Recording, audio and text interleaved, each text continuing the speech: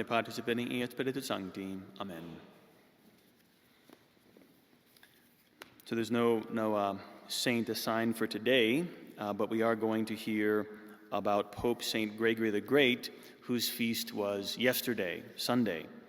And he, quite an astonishing figure in the church, really a foundational figure, rather, from the year 540 to the year 604. And he was one of the, we could say, I think it's called the pillars of Western civilization was Pope Saint Gregory the Great. Just an incredible figure. He's called the first medieval pope, and he is considered the link between the ancient times of ancient Rome and the beginning of the medieval period. And in fact, there's like artwork of him standing in between the two epochs. So, he came at a time when the church and even the world was in desperate need of just such a leader, as we will see. So he had an excellent background. His father was a patrician, which was one of the leading families in Rome. He had ancient lineage. He was from the families, one of the founding families of Rome, from hundreds and hundreds of years previous. His father was senator and for a time prefect of Rome, and so he had an excellent education. He grew up very having all the benefits of wealth and affluence as a child. He excelled in his studies, but he had his fair share of misfortune. He grew up during the time of the plague of Justinian, which was the Black Death, and that killed 30% of the population in Rome and Italy. That's a real pandemic. His family also had to flee a barbarian invasion by the Ostrogoth king in 546. So he knew both wealth and affluence. He had an excellent education, but he also knew hardship, difficulty, the plague, and even he himself, you could say, was a refugee. So he kind of had both sides of it there. Well, he himself was excelled, as I mentioned, in every subject of study: grammar, rhetoric, the sciences, literature, law. And eventually, he himself would become Prefect of Rome at the age of 30. This is like, being governor of New York or California or something like that. It was the greatest political office next to the emperor. However, he had not just a good civil education, he had a good education in piety. And his parents apparently were very pious, very good Christians. And Gregory followed in their path. And upon his father's death, St. Gregory had enough of public life. And so he renounced his political career and retired to his family's villa in the countryside as a monastery, and there he lived as a monk. He took as his rule, I think it was the rule of the Benedictines is what he took, or let's see, did that even exist yet? It's coming up on that. What we do know is that other men came to his villa and wanted to live with him in austerity. And so he kind of became a monk, and then he was an abbot, living a life in prayer and penance.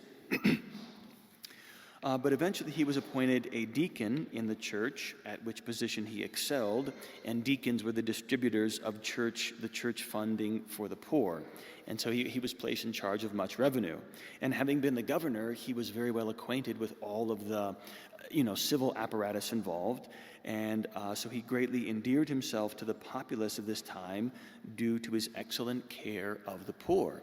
And, having gone through the plague and wars, and the fall of the Roman Empire was 476, just about 100 years previous, there was much that needed to be done. There were very many more poor people than usual, and the Roman economy of the empire was not in good shape. Things kind of sounding familiar. He was also chosen as diplomatic legate to the Byzantines. He was chosen by the Pope in that role as papal ambassador. He excelled in that capacity also. Eventually, he was ordained a priest, and he continued his high-level services.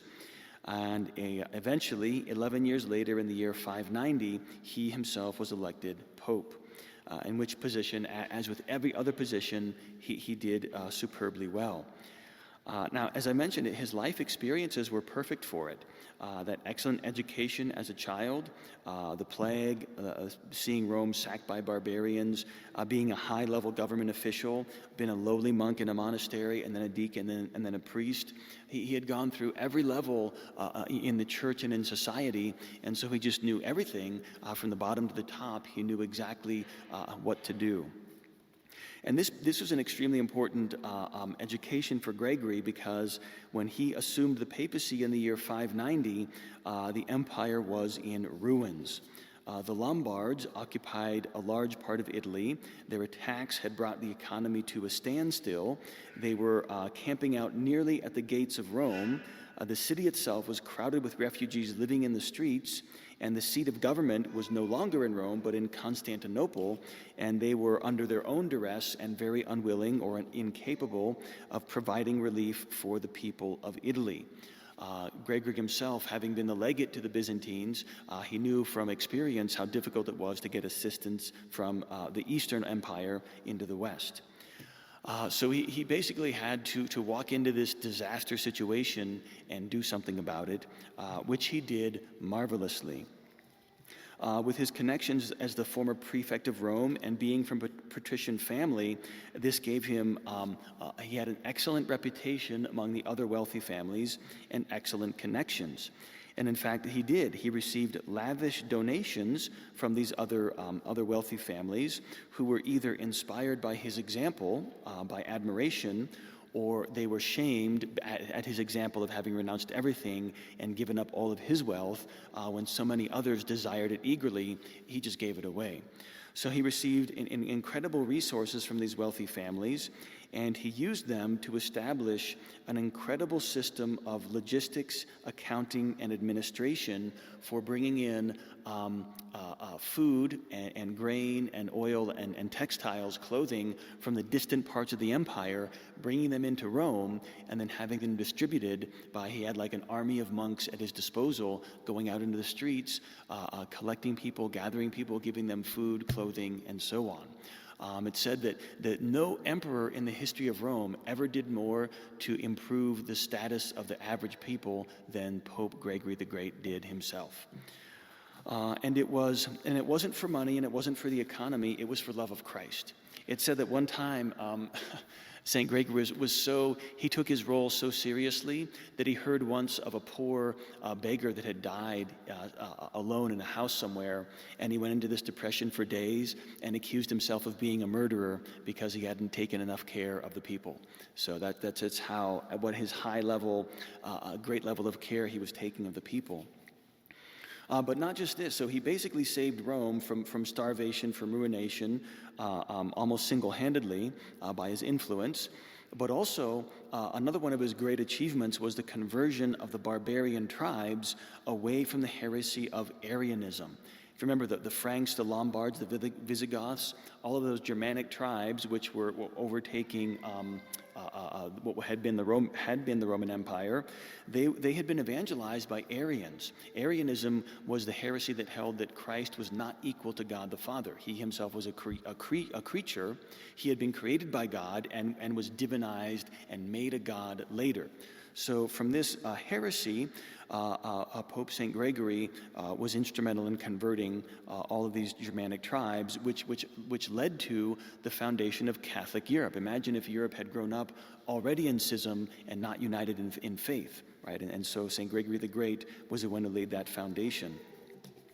And parts of he also is kind of famous for his story of he was the one who was responsible for converting England, not directly, but the story is that he was in a marketplace. This is before he was pope, when he was, I think, a papal legate, and he saw slaves from England, those Celtic tribesmen that had been captured from England and brought in were being sold as slaves, and he asked who they were, and he was told they were Angles.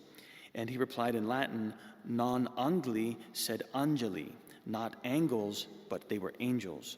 And so it was because of their fair hair and their blue eyes and so on. And so he resolved then and there he wanted to convert England. So he himself, again, before he was Pope, he wanted to go. He obtained permission from the Pope to go and evangelize England himself. But when the people of Rome had found out that their beloved deacon, priest, and caretaker was leaving, they revolted. So he had to stay in place, and instead Augustine of Canterbury was sent in his stead with a small band of priests and monks, and they indeed converted England to the faith. And Augustine of Canterbury became known as the Apostle to England, but that was at the insistence of Saint Gregory. And it was, in fact, from England, there were many missionaries were raised up in England who then went into the Germanic territories and converted those peoples as well.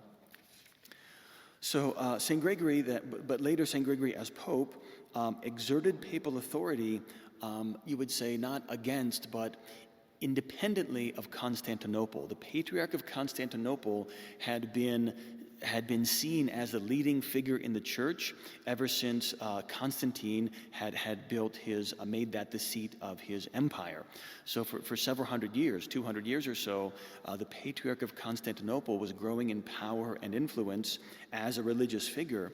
And it wasn't until Saint Gregory the Great that he exerted independence from the Patriarch of Constantinople.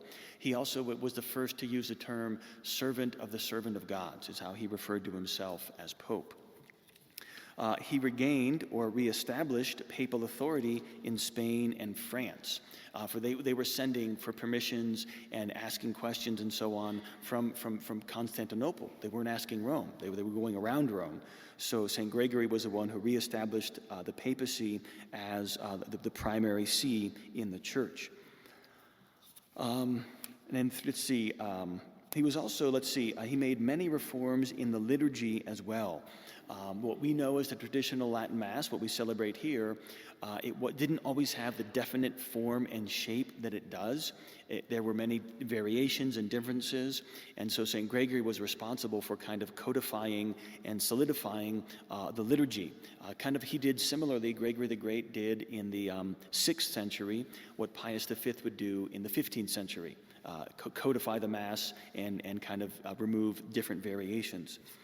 One of the works that he was accomplished was much in terms of church music, especially chant, and he had such an influence that it was named after him Gregorian chant, which was the result of Pope Saint Gregory.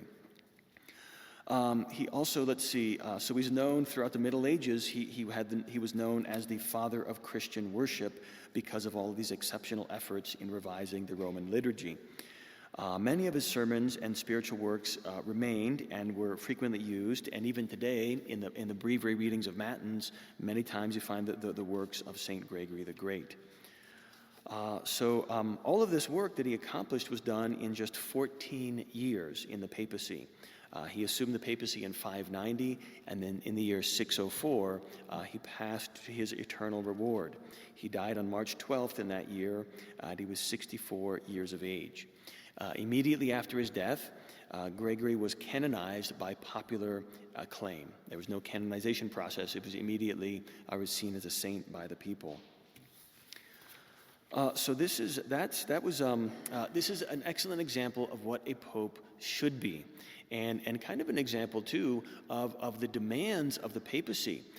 When you are at that high level, it is about politics. It is about diplomacy. You do have to interact with other nations and states and leaders and so on. The Pope does need to be a diplomat. He does need to be an ambassador. He has to be good at these things.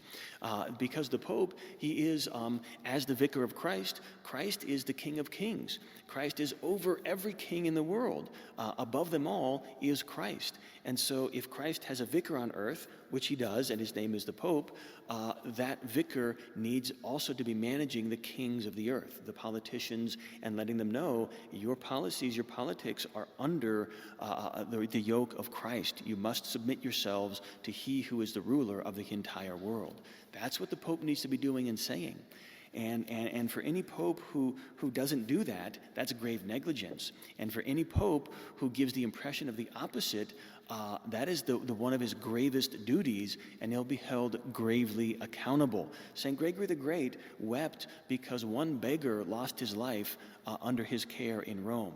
What is going to be the weeping of a pope who has the care of 5 billion souls in the world whom he leads astray because he's not telling them the truth about the Catholic faith? That is going to be a terrible fate indeed.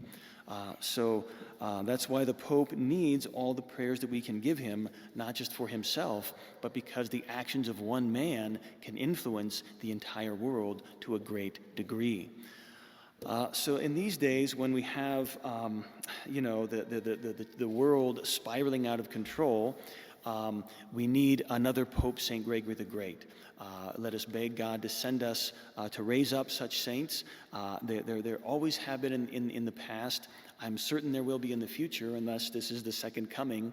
But let us ask for that. Let us beg God for those graces. Ask him to raise up those saints. But as I always say this, we have to focus and work on our spiritual life, because where are these saints going to come from? Are we expecting the saints to be in every other parish except this one, in any other country except this one? If we want saints, we have to be willing to be one of them and to change our lives in conformity to what that might be.